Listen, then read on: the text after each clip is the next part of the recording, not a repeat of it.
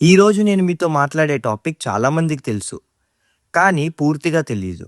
స్కూల్స్‌లో చెప్పారు. కానీ అసలు నిజం దాచారు. ఈరోజు ఆ నిజం మనం మాట్లాడదాం. స్క్రీన్ మీద ఇప్పుడు ఇండియా మ్యాప్ చూస్తున్నారు గదా!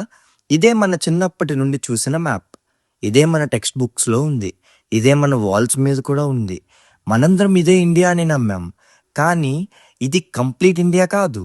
ఇండియా ఒక దాదాపు 1,50,000 కిలోమీటర్ల కంటే ఎక్కువ భూమి. ఇప్పటికే వేరే దేశాల చేతుల్లో ఉంది. అది ఎలా జరిగింది? ఎవరు చేశారు? ఏ పేర్లు ఇందులో ఉన్నాయి? ఈరోజు ఒక్కొక్క విషయం మాట్లాడదాం. మొదట 1947కి వెళ్ళాలి మరి. బ్రిటిష్ వెళ్ళిపోతున్నప్పుడు ఇండియాని 2 దేశాలుగా డివైడ్ చేశారు. ఇండియా మరియు పాకిస్తాన్. ఆ పార్టిషన్ ప్లాన్ రాసింది సర్ సైరిల్ రాడ్క్లిఫ్ అనే బ్రిటిష్ లాయర్. ఆయనకి ఇండియా గురించి పెద్దగా తెలీదు. కానీ ఆయనే బోర్డర్ డ్రా చేశాడు. అది ఎంత ఐరనిక్ అంటే ఆయన ఇండియాకి వచ్చిందే మొదటిసారి. మళ్ళీ వెళ్ళిపోయినప్పుడు కూడా మన బార్డర్స్ గురించి నిర్ణయం చేసే వెళ్ళాడు. ఆ టైంలో ఇండియాలో దాదాపు 562 ప్రిన్స్లీ స్టేట్స్ ఉండేవి. చిన్న చిన్న రాజులు, రాజ్యాలు. వాటినన్నిటినీ ఇండియాలో లేదా పాకిస్తాన్‌లో కలపాలి. ఆ పని చేసింది సర్దార్ వల్లభాయ్ పటేల్. ఇండియా ఒక ఐరన్ మ్యాన్. ఆయన దాదాపు అన్ని రాజ్యాలను ఇండియాలోనే కలిపాడు. లైక్ హైదరాబాద్‌ని తీసేసుకున్నాడు. జగన్నాథ్ తీసుకున్నారు. ఆయన ఉండనంత కాలం ఇండియా స్ట్రాంగ్‌గా ఉండేది. కానీ కశ్మీర్ విషయంలో అక్కడ ప్రాబ్లం వేరుగా వచ్చింది. కశ్మీర్‌కి అప్పుడు మహారాజా హరి సింగ్ అని ఒక హిందూ కింగ్ ఉండేవాడు. కశ్మీర్ పాపులేషన్‌లో మెజారిటీ ముస్లిమ్సే ఉన్నారు కాబట్టి పాకిస్తాన్ అంటుంది కశ్మీర్ మాకు రావాలని. మహారాజా హిందూ కాబట్టి ఇండియాతో కలవాలని ఫీల్ అవుతున్నారు. కానీ ఆయనకొక డిఫరెంట్ ఐడియా ఉండేది. 2 దేశాలతోనూ కలవకుండా ఇండిపెండెంట్‌గా ఉంటాను అని. ఆయన అలా హెసిటేట్ చేస్తూ ఉండేవాడు. రోజులు గడిచిపోయాయి. అదే ఇంకా చాలా పెద్ద మిస్టేక్ అయిపోయింది. పాకిస్తాన్‌కి తెలుసు మహారాజా డిసైడ్ చేసేలోపు కశ్మీర్‌ని ఫోర్స్‌ఫుల్లీ తీసుకోవాలని. అక్టోబర్ 22, 1947 ఈ డేట్ మీరు గుర్తుపెట్టుకోండి. ఆ రాత్రి పాకిస్తాన్ నుండి వేలాది మంది ఆర్మ్డ్ ట్రైబల్ ఫైటర్స్ కశ్మీర్‌లోకి దూసుకొచ్చారు. వీళ్ళని అఫీషియల్లీ పాకిస్తాన్ ఆర్మీ అని అనలేదు. కానీ ట్రైబల్ మిలిటెంట్స్ అని పిలిచారు. కానీ వాళ్ళకి వెపన్స్ పాకిస్తాన్ ఆర్మీయే వాళ్ళకిచ్చింది. ట్రాన్స్‌పోర్టేషన్ కూడా ప్రొవైడ్ చేసింది. వాళ్ళని ఆర్గనైజ్ చేసిన వ్యక్తి Pakistan army officer brigadier Akbar Khan. ఆయన కోడ్ నేమ్ పెట్టుకున్నారు జనరల్ తారిక్ అని. పాకిస్తానీ పొలిటీషియన్ సర్దార్ షౌకత్ హయత్ ఖాన్ కూడా ఈ ఆపరేషన్‌లో రోల్ ప్లే చేశాడు.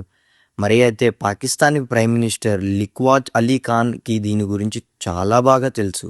అప్పటి పాకిస్తానీ గవర్నర్ జనరల్ మొహమ్మద్ అలీ జిన్నా ఆయన డైరెక్ట్‌లీ ఇన్వాల్వ్ అయ్యారని చాలా హిస్టోరియన్స్ చెప్పారు. కానీ జిన్నా అఫీషియల్లీ డినై చేశారు. వీళ్ళు కశ్మీర్ లోపలికి వచ్చి విలేజెస్ కాల్చేశారు. మనుషులను చంపారు. బర్ముల్లా అనే టౌన్‌లో అత్యంత దారుణమైన అత్యాచారాలు జరిగాయి. అక్కడ ఒక కాథలిక్ మిషన్ హాస్పిటల్ మీద కూడా అటాక్ చేశారు. నన్స్‌ని కూడా వదలలేదు.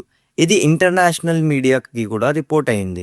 మహారాజా హరి సింగ్ కంప్లీట్లీ భయపడిపోయాడు. వెంటనే ఢిల్లీకి ఎస్ఓఎస్ పంపాడు. ఇండియాలో అప్పుడు సర్దార్ వల్లభాయ్ పటేల్ మరియు జవహర్లాల్ నెహ్రూ వేరే వేరే ఒపీనియన్స్ ఇచ్చారు. పటేల్ అన్నారు వెంటనే ఆర్మీని పంపండి, కశ్మీర్ని కాపాడండి అని. నెహ్రూ ఏమన్నారంటే ముందు Maharaja instrument of accession sign చేయాలి, తర్వాత ఆర్మీని పంపుతామన్నారు. అక్టోబర్ 26, 1947న Maharaja Hari Singh instrument of accession sign చేశారు. అంటే కశ్మీర్ అఫీషియల్లీ, లీగల్లీ, కాన్స్టిట్యూషనల్లీ ఇండియాలో కలిసింది. అది అప్పటి governor general Lord Mountbatten accept చేశారు. మర్నాడు అక్టోబర్ 27న ఇండియన్ ఆర్మీ కశ్మీర్లోకి వెళ్ళింది. సైనికులు చాలా బ్రేవ్లీ ఫైట్ చేశారు. Brigadier LP Sen, major Somnath Sharma ఆయన మొదటి పరం వీర్ చక్ర గ్రహీత. ఆయన ఆ యుద్ధంలో అమరుడయ్యాడు. మరికొద్ది రోజుల్లో అయితే పూర్తి కశ్మీర్ ఇండియా చేతుల్లోకి వచ్చేది. కానీ అక్కడ ఒక నిర్ణయం అన్నీ మార్చేసింది. జనవరి 1, 1948న నెహ్రూ ఒక నిర్ణయం తీసుకున్నారు. కశ్మీర్ ఇష్యూని యునైటెడ్ నేషన్స్‌కి తీసుకుని వెళ్ళాలని. సర్దార్ పటేల్ క్లియర్లీ అపోజ్ చేశారు. యుఎన్‌కి వెళ్ళకు, ఇది మన ఇంటర్నల్ మ్యాటర్. ఆర్మీ ముందుకు పంపు, పూర్తి కశ్మీర్ని తీసుకో. కానీ నెహ్రూ వినలేదు. అప్పటి గవర్నర్ జనరల్ అయిన lord mount Batten British man అయిన నెహ్రూని కన్విన్స్ చేశారు యుఎన్‌కి వెళ్ళమని.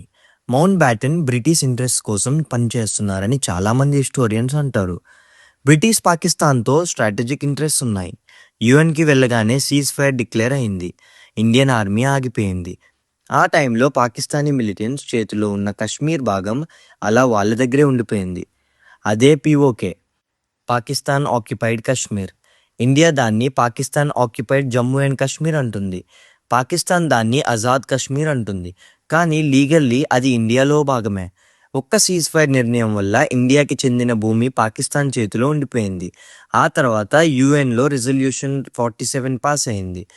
అందులో ప్లెబిస్కైట్ జరగాలని చెప్పారు. కానీ ఆ ప్లెబిస్కైట్ ఇప్పటికీ జరగలేదు.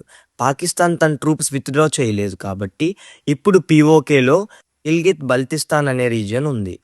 అది స్ట్రాటజికల్లీ చాలా ఇంపార్టెంట్. ఎందుకంటే అక్కడి నుండే చైనా బార్డర్ దగ్గరలో ఉంటుంది. 2015లో పాకిస్తాన్ ఆ భూమి గుండా చైనాకి సిపిఈసి అంటే China Pakistan economic corridor deal ఇచ్చింది. అంటే ఇండియాకి చెందిన ల్యాండ్ మీద చైనా తన రోడ్స్, రైల్వేస్, పైప్లైన్స్ కడుతుంది. ఇండియా దాన్ని స్ట్రాంగ్లీ అపోజ్ చేస్తుంది. కానీ ఫిజికల్లీ ఆపలేకపోయింది. ఇప్పుడు అక్సాయ్ చిన్కి వద్దాం. ఇది పిఓకే కంటే కూడా డిఫరెంట్లీ జరిగింది. అక్సాయ్ చిన్ అంటే లదాఖ్కి ఈస్ట్గా ఉన్న ఒక పెద్ద ప్రాంతం. దాదాపు 38,000 స్క్వేర్ కిలోమీటర్స్. అంటే ఒక కేరళ స్టేట్ అంత పెద్దది. అంటే స్ట్రాటజికల్లీ చాలా ఇంపార్టెంట్. టిబెట్ మరియు క్సింజాంగ్ని కనెక్ట్ చేసే రూట్ అక్కడ నుండే వెళ్తుంది. 1950లో మావ్ జీదాంగ్ టిబెట్ని ఫోర్స్ఫుల్లీ చైనాలో కలిపాడు. దలాయ్ లామా 1959లో పారిపోయి ఇండియాకి వచ్చాడు. టిబెట్ అబ్జార్బ్ చేసిన తర్వాత చైనాకి అక్సాయ్ చిన్ చాలా ఇంపార్టెంట్ అయింది. 1956-57లో చైనా సీక్రెట్లీ అక్సాయ్ చిన్లో రోడ్డు కట్టింది. 179 కిలోమీటర్ల పొడవున్న ఆ రోడ్డు ఇండియా భూమి మీద కట్టారు. దాని పేరు చైనా నేషనల్ హైవే 219. ఇది టిబెట్ని క్సింజాంగ్తో కనెక్ట్ చేస్తుంది. ఇది కట్టింది జనరల్ జాంగ్ గోవాహు లీడర్షిప్లో చైనీస్ మిలిటరీ ఇంజనీర్స్. ఇండియా గవర్నమెంట్కి అది 1957లో తెలిసింది. అంటే రోడ్డు పూర్తయిన తర్వాత. ఎందుకంటే అది చాలా రిమోట్ ఏరియా. మన పెట్రోల్ అంతగా వెళ్ళేది కాదు. పార్లమెంట్లో అడిగినప్పుడు నెహ్రూ అన్నారు, అక్కడ గడ్డిపోచు కూడా పెరగదు, దానికి అంత ఇంపార్టెన్స్ లేదని. ఆ వర్డ్స్ హిస్టరీ క్షమించలేదు. ఆ తర్వాత ఇండియా చైనా బార్డర్ మీద టెన్షన్స్ పెరిగాయి. నెహ్రూ ఫార్వర్డ్ పాలసీ తీసుకున్నాడు. చైనా ఆక్యుపైడ్ ఏరియాస్ దగ్గర ఇండియన్ అవుట్పోస్ట్ ఎస్టాబ్లిష్ చేయాలని. దాన్ని డిజైన్ చేసింది intelligence bureau district of BN Mullik. కానీ ఆ పాలసీ చాలా రిస్కీగా ఉంది. ఇండియన్ పోస్ట్ చైనా పోస్ట్తో ఇంటర్స్పియస్డ్గా ఉండేవి. అక్టోబర్ 20, 1962న చైనా రెండు వైపుల నుండి అటాక్ చేసింది. లదాఖ్ వైపు నుండి, అరుణాచల్ ప్రదేశ్ వైపు నుండి. చైనీస్ ఆర్మీ లీడ్ చేసింది general Zhang Guohua. Indian army lead చేసింది జనరల్ బిఎం కాల్. ఆయన నెహ్రూకి క్లోజ్ ఫ్రెండ్. కానీ మిలిటరీ ఎక్స్పీరియన్స్ తక్కువ అని చాలామంది అన్నారు. ఇండియా ఆర్మీ కంప్లీట్లీ అన్ప్రిపేర్డ్గా ఉంది. సోల్జర్స్ దగ్గర సరైన వెపన్స్ లేవు. హై ఆల్టిట్యూడ్కి తగిన వార్మ్ క్లోత్స్ లేవు. హై ఆల్టిట్యూడ్ వార్ఫేర్ ట్రైనింగ్ లేదు. సప్లై లైన్స్ వీక్గా ఉన్నాయి. అప్పటి defence minister V K Krishna Menon ఆయన మిలిటరీ ప్రిపేర్డ్నెస్ గురించి పట్టించుకోలేదని చాలామంది చెప్తారు. కేవలం 32 రోజుల్లో చైనా దాదాపు అస్సాం వరకు వచ్చేసింది. అది చూసి అప్పటి Assam chief minister Bimla Prasad Chaliha panic అయిపోయారు. నెహ్రూ ఒక రేడియో అడ్రస్లో అన్నాడు, my heart goes out to the people of Assam అని. ఆ ఒక్క స్పీచ్తో ఇండియాలో చాలా పానిక్ పుట్టింది. ఇండియా అమెరికాకి హెల్ప్ కోసం అడిగింది. ప్రెసిడెంట్ జాన్ ఎఫ్ కెనడీ కొంత మిలిటరీ హెల్ప్ పంపాడు. బ్రిటన్ కూడా హెల్ప్ చేసింది. కానీ అంతలో చైనా యూనిలేటరల్లీ సీజ్ఫైర్ డిక్లేర్ చేసింది. నవంబర్ 21, 1962న చైనా సీజ్ఫైర్ అనౌన్స్ చేసింది. ఇంకా వెనక్కి కూడా వెళ్ళిపోయింది. అక్సాయ్ చిన్ తీసుకొని వెళ్ళింది. ఇక ఒక ఇంపార్టెంట్ పాయింట్ ఇక్కడ, చైనా ఎందుకు సీజ్ఫైర్ చేసింది? అప్పుడు చైనాతో బార్డర్లో ఆగిపోయింది. సోవియట్ యూనియన్కి కూడా టెన్షన్స్ ఉన్నాయి. క్యూబా మిసైల్ క్రైసిస్ జరుగుతుంది. అంతర్జాతీయంగా టూ మచ్ అటెన్షన్ రావడం చైనాకి ఇష్టం లేదు. అంచేత సీజ్ఫైర్ డిక్లేర్ చేసి వెనక్కి వెళ్ళింది. కానీ అక్సాయ్ చిన్ వదలలేదు. ఇండియా యొక్క అతిపెద్ద మిలిటరీ డిఫీట్ ఇది. నెహ్రూ ఆ డిఫీట్ తర్వాత కంప్లీట్లీ బ్రోకెన్ అయిపోయారు. మే 27, 1964న ఆయన చనిపోయాడు. చాలామంది చెప్తారు 1962 డిఫీట్ షాక్ వల్లనే నెహ్రూని ఇన్సైడ్ ఆయనగానే క్రష్ చేసి చనిపోయారని. ఇప్పుడు ఒక షాకింగ్ విషయం వినండి. 1963లో పాకిస్తాన్ మరియు చైనా ఒక డీల్ చేసుకున్నాయి. పాకిస్తాన్ ఇండియాకి చెందిన పీఓకేలో ఉన్న సాక్స్గమ్ వ్యాలీ దాదాపు 5,180 స్క్వేర్ కిలోమీటర్లు చైనాకి ఇచ్చేసింది. ఆ డీల్ సైన్ చేసింది పాకిస్తాన్ ఫారెన్ మినిస్టర్ జుల్ఫికార్ అలీ భుట్టో మరియు చైనా ఫారెన్ మినిస్టర్ చెన్ యీ. అంటే ఇండియాకి చెందిన ల్యాండ్ పాకిస్తాన్ దానంగా చైనాకి ఇచ్చేసింది. ఇండియా దాన్ని ఎప్పుడూ రికగ్నైజ్ చేయలేదు. ఇప్పుడు టోటల్ క్యాలిక్యులేట్ చేద్దాం. పీఓకే దాదాపు 78,000 స్క్వేర్ కిలోమీటర్లు పాకిస్తాన్ కంట్రోల్లో ఉంది. అక్సై చిన్ దాదాపు 38,000 స్క్వేర్ కిలోమీటర్లు చైనా కంట్రోల్లో ఉంది. సక్స్గామ్ వ్యాలీ దాదాపు 5,180 స్క్వేర్ కిలోమీటర్లు పాకిస్తాన్ చైనాకి ఇచ్చింది. మొత్తం కలిపితే దాదాపు 150,000 స్క్వేర్ కిలోమీటర్ల కంటే ఎక్కువ ఇండియాకి చెందిన భూమి ఇప్పుడు వేరే దేశాల చేతుల్లోనే ఉంది. ఇది మన స్కూల్స్లో చదివిన మ్యాప్లో కనిపించదు, మనకి అసలు చూపించనే లేదు. ఇప్పుడు ఈ విషయాలు చదివిన తర్వాత మీకు కోపం వస్తుంది, ఇంకా కొంచెం బాధగా కూడా ఉంటుంది. సో ఒక నిమిషం ఆగండి, ఈ ఛానల్ సబ్స్క్రైబ్ చేయండి ప్లీజ్. ఇంకా బెల్ ఐకాన్ పైన కూడా ట్యాప్ చేయండి.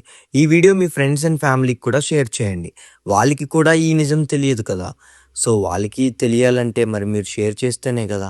ఒక ఇండియన్గా ఇది మీ రెస్పాన్సిబిలిటీ. సరే, ఇప్పుడు 2019 మరియు 2020 వద్దాం. ఆగస్టు 5, 2019న మోదీ గవర్నమెంట్ ఒక బోల్డ్ డెసిజన్ తీసుకుంది. ఆర్టికల్ 370 రిమూవ్ చేసింది. జమ్మూ అండ్ కాశ్మీర్కి ఉన్న స్పెషల్ స్టేటస్ తీసేసింది. జమ్మూ అండ్ కాశ్మీర్ని 2 యూనియన్ టెరిటరీస్గా చేసింది, జమ్మూ అండ్ కాశ్మీర్ మరియు లదాఖ్. ఇది హోమ్ మినిస్టర్ అమిత్ షా పార్లమెంట్లో అనౌన్స్ చేశారు. ఆ రోజు పార్లమెంట్లో అమిత్ షా క్లియర్లీ అన్నారు, పీఓకే ఇండియాలో భాగమే, మనం దాన్ని తిరిగి తీసుకుంటాం, అవసరమైతే అందుకోసం ప్రాణాలు ఇవ్వడానికైనా మేము సిద్ధం ఉన్నామని. పాకిస్తాన్ మరియు చైనా ఆ డెసిజన్ని స్ట్రాంగ్లీ కండెమ్ చేసింది. అమెరికా, యూకే మిక్స్డ్ రియాక్షన్స్ ఇచ్చాయి, కానీ ఇండియా వెనక్కి తగ్గలేదు. జూన్ 2020లో గాల్వన్ వ్యాలీలో ఇండియా చైనా సోల్జర్స్ మధ్య క్లాష్ జరిగింది. 20 మంది ఇండియన్ సోల్జర్స్ అమరులయ్యారు. వాళ్ళలో కలోనెల్ సంతోష్ బాబు కూడా ఉన్నారు. చైనాకి కూడా క్యాజువాలిటీస్ జరిగాయి. క్లాష్ జరిగింది చైనా అక్సై చిన్ నుండి ముందుకు వచ్చే ప్రయత్నం చేసినప్పుడు. ఆ తర్వాత ఇండియా చాలా స్టెప్స్ తీసుకుంది. చైనీస్ యాప్స్ బ్యాన్ చేసింది, చైనీస్ కంపెనీస్ ఇన్వెస్ట్మెంట్స్ రిస్ట్రిక్ట్ చేసింది, బార్డర్ మీద ఇన్ఫ్రాస్ట్రక్చర్ బిల్డ్ చేయడం స్టార్ట్ చేసింది. India Galwan, Depsang, Gogra hot springs వంటి ఏరియాస్లో స్టాండ్ ఫర్మ్గా ఉంది. సో ఇప్పుడు టోటల్ పిక్చర్ చూద్దాం. 1947లో నెహ్రూ యుఎన్ డెసిజన్ వల్ల పీఓకే పాకిస్తాన్ చేతిలో ఉండిపోయింది. 1957లో చైనా మన ల్యాండ్లో రోడ్డు కట్టింది, మనం ఇగ్నోర్ చేసాం. 1962లో చైనా మనల్ని డిఫీట్ చేసి అక్సై చిన్ తీసుకుపోయింది. 1963లో పాకిస్తాన్ మన ల్యాండ్లో కొంత భాగాన్ని చైనాకి గిఫ్ట్ ఇచ్చింది. సో 2019లో ఇండియా ఆర్టికల్ 370 తీసేసి స్ట్రాంగ్ స్టాండ్ తీసుకుంది. 2020లో గాల్వన్లో మన సోల్జర్స్ బ్రేవ్లీ స్టాండ్ చేశారు. ఇవన్నీ మన చరిత్రలో జరిగాయి. ఇవి మన స్కూల్స్ అండ్ కాలేజెస్లో పూర్తిగా చెప్పలేదు. ఈ రోజు నుండి మీరు ఇండియా మ్యాప్ చూసినప్పుడల్లా గుర్తుపెట్టుకోండి, ఇది కంప్లీట్ ఇండియా కాదు, కంప్లీట్ ఇండియా ఇంకా పెద్దది. ఆ భూమి మనది, ఆ నిజం మనం మార్చుకోకూడదు. సో ఫ్రెండ్స్, ఈరోజు వీడియో చూసిన తర్వాత మీకు ఏదైనా ఫీల్ అవుతుందంటే ఆ ఫీలింగ్ మీలో ఉన్న ఇండియన్ అని చూపిస్తుంది. ఇంకా మరి ఛానల్ సబ్స్క్రైబ్ చేసుకోవడం కూడా మర్చిపోవద్దు. బెల్ ఐకాన్ పైన కూడా ప్రెస్ చేయండి. ఈ వీడియో ఒక్కరికైనా షేర్ చేయండి, ఆ చైన్ కంటిన్యూ అవుతుంది. రేపు డే 4లో మనం మాట్లాడతాం. చైనా అంటే కేవలం మన బోర్డర్ ప్రాబ్లం మాత్రమే కాదు, చైనా వరల్డ్లో ఒక మాస్టర్ ప్లాన్ ఎగ్జిక్యూట్ చేస్తుంది. ఆఫ్రికాని ఎలా కొంటుంది, సౌత్ ఈస్ట్ ఏషియాని ఎలా కంట్రోల్ చేస్తుంది, ఇండియాని సరౌండ్ చేయడానికి స్ట్రింగ్ ఆఫ్ పియర్ స్ట్రాటజీ అంటే ఏమిటి, ఎవరికి తెలియని ఆ ప్లాన్ రేపు మాట్లాడదాం.